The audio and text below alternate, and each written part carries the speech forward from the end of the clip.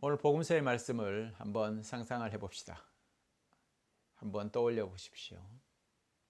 오후의 햇살이 밭고랑 사이로 조용히 내려앉습니다. 두 남자는 말없이 흙을 파고 있습니다. 괭이가 흙을 가르는 소리와 또 거친 숨소리만이 고요한 들판을 가득 채웁니다. 또 한 남자는 이마에 땀을 훔치면서 오늘 저녁은 보리죽이나 먹어야겠군 하고 혼잣말을 합니다. 옆에 있던 친구는 내일 장에 나가서 팔 채소와 또 그런 걱정에 고개를 끄덕일 뿐입니다. 어제와 다르지 않은 그리 평범한 노동의 시간이 흘러 지나갑니다. 마을 어귀에는 두 여인이 나란히 앉아서 맷돌질을 합니다. 돌이 맞물려 돌아가는 소리가 서걱서걱 들립니다. 그들은 손에 익은 동작을 이어가면서 서로의 안부를 묻습니다. 어떤 집에 혼례가 있었는지, 어느 아이가 아픈지, 작은 일상의 이야기들이 바람처럼 그들 사이를 오갑니다. 손은 바쁘게 움직이지만 마음은 오늘 밥상에 무엇을 올릴지, 내일은 어떤 일을 품고 또 하루를 지낼지, 이렇게 평화로운 반복이 계속될 것처럼 보입니다. 그러나 바로 그때 설명할 수 없는 정적이 스며듭니다. 밭에서 괭이를 내리치던 손이 허공에 멈춰 버립니다. 맷돌을 돌리던 손잡이가 갑자기 헛돌기 시작합니다. 눈을 한번 깜빡일 사이 그 곁에 있던 한 사람이 흔적도 없이 사라진 것입니다. 옷조차 남기지 않은 채 존재가 증발해 버렸습니다.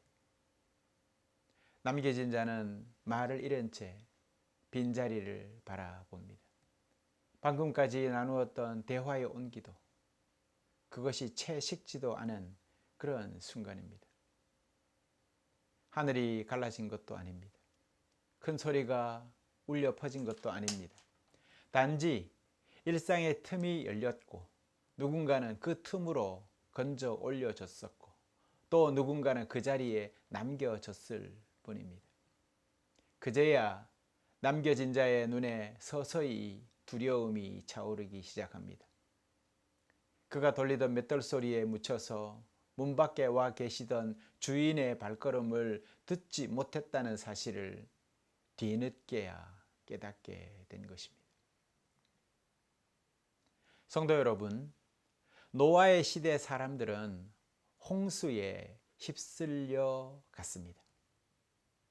꼭 악했기 때문에 그런 일이 있었던가? 어쩌면 아마 너무 바빴기 때문인지도 모르겠습니다.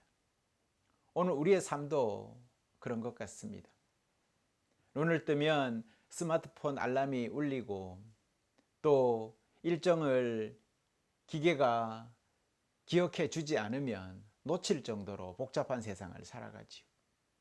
또 지하철로 출근하면서 업무와 일정에 끌려다니고 주말에 쉼까지도 계획해야만 쉴 수 있는 이렇게 촘촘한 일상의 성벽 안에서 우리 개입은 때때로 불편한 하나님이 우리 일상 속에 들어오시는 그러한 개입은 때때로 불편한 침입자처럼 느껴지기도 합니다. 우리는 익숙한 일상에 머무르고 싶어 합니다. 내일도 오늘과 같을 것이라는 그런 정상성 편향에 기대어서 살아가고 있는 것 같습니다. 그래서 삶의 틈에 갑자기 찾아오는 어떤 사고나 병화나 또 무례한 여러 가지 방해거리들이나 이런 것들을 쉽게 받아들이지 못하고 분노하고 흔들리게 됩니다. 내 계획이 틀어졌다고 생각하기 때문이죠. 그러나 복음은 바로 그 틈, 그 흔들림의 자리를 주목하라고 말씀을 합니다. 우리가 안전하고 예측 가능한 삶을 축복이라고 부르지만 성경은 종종 그것을 영혼의 깊은 잠으로 진단을 하기도 합니다. 로마서 13장은 자다가 깰 때가 벌써 되었느니라 라고 말씀하지 않습니까? 주님은 우리의 스케줄에 약속을 잡고 찾아오지 않으신다라는 것입니다. 가장 방심한 그 틈, 그 순간, 가장 평범한 자리를 통해서 우리 시선을 영원으로 되돌려 놓으시는 분이 하나님이시다라는 것입니다.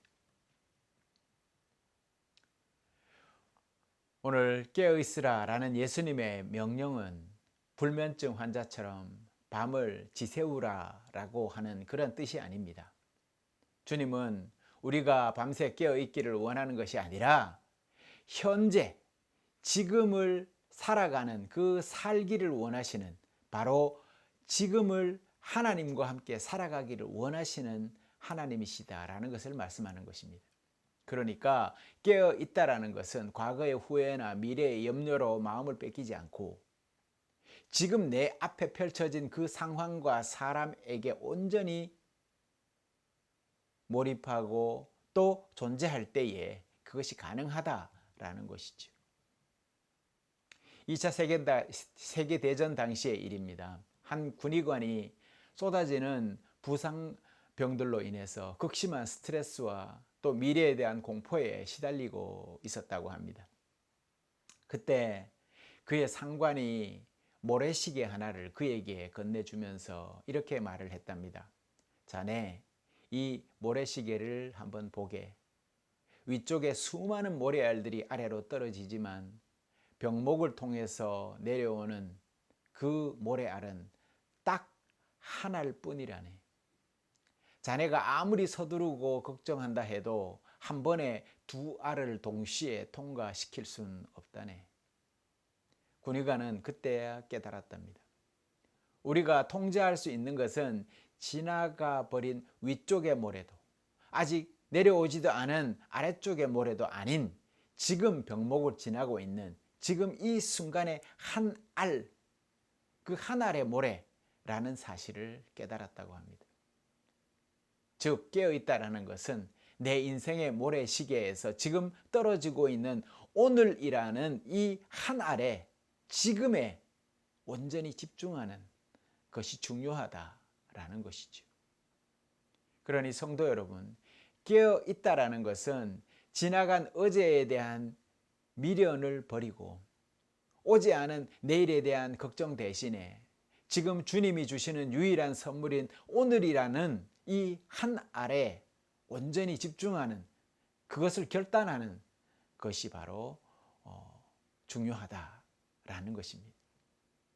그러니 성도 여러분, 깨어있음이라는 그러한 지나간 어제에 대한 미련을 버립시다. 그리고 오지 않은 내일에 대한 걱정 대신에 지금 주님이 주시는 유일한 선물인 오늘이라는 이 한 알에 온전히 집중하는 모든 성도님들이 다 되시기를 바랍니다. 지금의 최선을 다하십시오. 두 번째는 예수님은 언제 우리를 찾아오시는가라는 겁니다. 그분은 우리의 균형을 무너뜨릴 수 있는 예행 연습이 없는 부지불식간의 순간에, 그때에 우리에게 찾아오신다라는 것입니다. 그리고 때로는 우리가 사고라고 생각하는 그러한 순간 속에 드러내신다라고 하는 것입니다.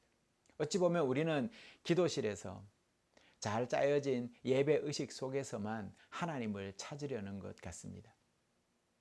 하지만 예수님은 밭에서 일하는 도중에, 맷돌을 가는 노동의 현장에서, 그리고 예기치 않게 찾아온 도둑처럼 우리 삶의 통제권을 뒤흔드는 그러한 사건 속에서 임재하시겠다라고 말씀하고 있습니다. 유능한 외과 의사가 중요한 학회에 참석하기 위해서 급히 차를 몰고 지나가고 있었습니다. 그런데 빈민가를 지나고 있을 때 갑자기 차가 고장이 나서 멈춰섰다고 합니다. 설상가상으로 허름한 옷차림의 노인이 다가와서 제발 우리 아이 좀 도와주십시오 라면서 소매를 붙잡는 것이 아니겠습니까? 이 외과 의사는 짜증이 났지만 노인의 간청에 못 이겨서 그 집으로 들어갔습니다. 그곳에는 고열로 죽어가고 있는 아이가 있었고 의사는 학회를 포기한 채 밤새도록 아이를 치료해서 살렸습니다. 다음날 아침 정신을 차린 의사는 깨달았습니다. 어제 자신을 짜증나게 했던 그 자동차 사고, 그 고장, 그리고 노인의 방해가 사실은 한 생명을 살리라는 하나님의 긴급한 호출이었음을 깨달았다는 것입니다. 하나님은 예고된 스케줄이 아니라 예고되지 않은 방해를 통해서, 우리의 불편함을 통해서, 거침 걸리는 도를 통해서 우리를 찾아오십니다. 그러니 성도 여러분, 계획이 틀어졌을 때에 짜증을 내기보다가 주님, 이 상황을 통해서 무엇을 하려고 하십니까? 라고 되묻는 그러한 태도를 가져봅시다. 바쁜 출근길에 마주치는 도움의 손길이나 지체되는 시간을 하나님의 개입으로 받아들이는 것이 깨어있는 믿음임을 잊지 맙시다. 우리는 불편한 전화 한 통이나 예기치 않은 손님을 주님 대하듯 정성껏 맞이하는 신앙인이 되려고 힘써야 하겠습니다. 세 번째는 그러므로 준비하고 있으라 라는 이 말씀은 태도의 전환을 요구하시는 말씀이라는 것입니다.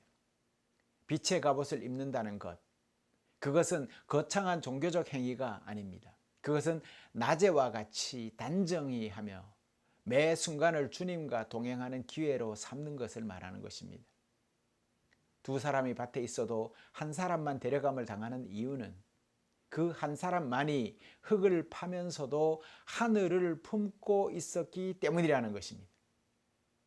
그의 노동은 생계수단을 넘어서 하나님께 드리는 예배였고 그의 일상은 주님을 기다리는 대림절이었던 것입니다. 톨스토이의 단편 속에 주인공인 구두수선공 마르티오는 꿈속에서 내일 너를 방문하겠다라는 예수님의 음성을 듣게 되지 않습니까? 그는 설레는 마음으로 하루 종일 창밖을 보면서 주님을 기다렸습니다. 하지만 그날 그가 만난 사람은 눈을 치우다가 지친 늙은 청소부, 또 아기를 안고 추위에 떠는 여인, 그리고 사과를 훔친 소년뿐이었습니다. 마르틴은 실망하지 않고 그들에게 따뜻한 차를 대접했고 자신의 외투를 또 덮어주었고 소년을 용서하며 타일러 돌려보냈습니다. 그날 밤에 예수님은 다시 마르틴에게 나타나서 이렇게 말합니다. 마르틴, 네가 오늘 대접한 청소부가 나였고 그 여인이 나였으며 그 소년이 바로 나였다. 빛의 갑옷을 입는다는 것은 거창한 종교적 행위가 아닙니다. 마르틴처럼 오늘 만나는 평범한 이들에게 그리스도의 사랑을 흘려보내는 바로 그 태도가 바로 그리스도인의 참 모습이라는 것입니다. 그러니 성도 여러분, 빛의 갑옷을 입는다는 것은 바로 마르틴처럼 오늘 만나는 평범한 이들에게 그리스도의 사랑을 흘려보내는 태도의 전환인 것입니다. 그러니 먼 미래의 천국을 기다리기보다가 오늘 내 가정을 작은 천국으로 만들고 가족에게 건네는 따뜻한 말 한마디를 빛의 갑옷으로 삼는 그러한 삶이야말로 바로 종말을 준비하는 우리 성도님들의 태도가 되어야 할 것입니다. 사랑하는 성도 여러분, 우리는 반복되는 하루 속에서 어느새 영적인 잠에 빠지기 쉽습니다.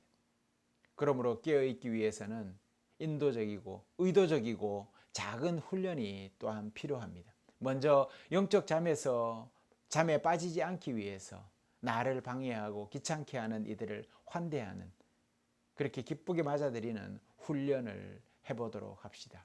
누군가 내 말을 끊거나 계획이 삐뚤어졌을 때 올라오는 짜증을 잠시 멈추십시오. 그리고 속으로 기도하십시오. 주님, 이 순간에 저에게 무엇을 말씀하십니까? 이 뜻밖의 자리에서도 주님의 주님이 함께 하심을 믿습니다 라면서 기도해 봅시다. 내 평온한 일상이 흔들리는 바로 그 순간이 주님께서 두드리시는 시간이 될 수 있음을 잊지 맙시다. 두 번째는 현재에 머무르는 기도를 한번 드려봅시다.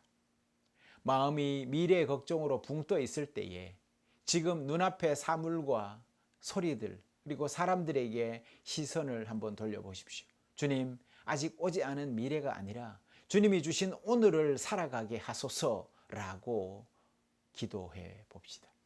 맷돌을 돌리는 여인처럼 단순한 일에 집중하면서도 마음을 주님께 열어두는 것, 그것이 깨어 있음입니다.